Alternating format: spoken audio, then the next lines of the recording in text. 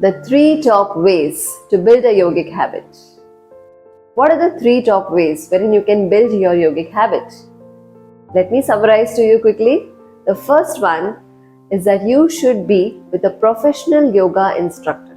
Make sure that you practice yoga under the guidance of a professional yoga instructor.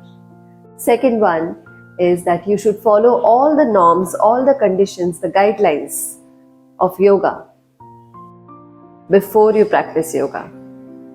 So whatever the yoga instructor gives you, you should properly read it and follow it. The third one is that you should be committed to your practice, and when you practice yoga, commit to yourself that you will give that much time for yoga. So commit your time, your personal time for the practice, because it is not just the practice for your physical body, but also it builds your mental health.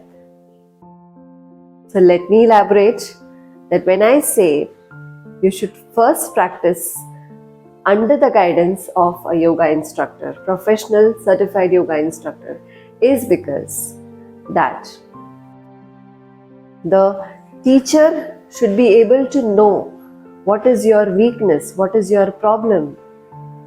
He or she must be able to understand the health issue and must be focused on that, so that you are on a right track. So if you don't practice under a yoga instructor, if you just watch some video and practice it, then it will create a negative impact in your body. It might create, because what happens is, if you have some guidance with you, then you will have the courage, you will have the ability to practice every asana carefully. But if you just watch a video and practice it, then it might harm your body. It might create a negative impact in that way. So that's why, for careful practice, you should always consult a yoga instructor. Because a yoga instructor knows what are the do's and don'ts which every person should know before practicing yoga. The second one is, when you practice yoga, you should make sure that you follow the guidelines of yoga, because there are certain guidelines which you need to know. Like for example, now I have certain guidelines which I always give to my students before they join my yoga class. So I say, this is the specific guidelines, watch the video of my guidelines, or at least read the format, whatever I give, so that it becomes more easy to understand. Understanding the concepts, that's very, very important. And that's how you come to know, like if practicing yoga on empty stomach is very important. That is one of the guidelines. Okay, so that's why the second point is also very important. Second way is to follow the guidelines. And the third one is to be committed to yourself, because most of the ladies have this problem that even if they join my yoga class, they're not able to commit. They're not able to give time for themselves.